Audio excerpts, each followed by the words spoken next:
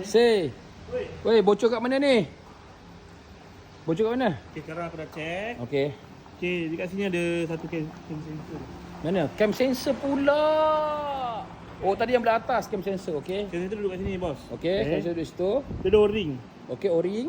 Dari segi spesifiknya, tengok Ha? O-ring dia, Ha? dah petak ni. Betul. Jadi kita tukar O-ring baru lah. Tengok ni. Dah, macam tak ada apa-apa dah. Dah tak fit.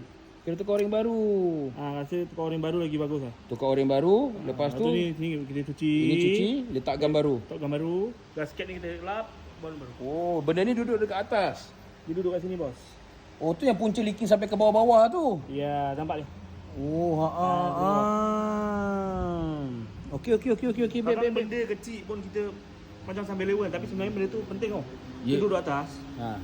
Enjin berkocak, dia turun bawah. Okay. Patutlah minyak hitam aku surut dengan lajunya. Ingatkan ada masalah tebur makan minyak hitam ke, Kan ada minyak hitam mahal. enjin makan minyak hitam ke, rupanya tak. Rupanya ada leaking. Nasib baik ada Nasir Pro. Thank you Nasir Pro. Terbaik. Thank you.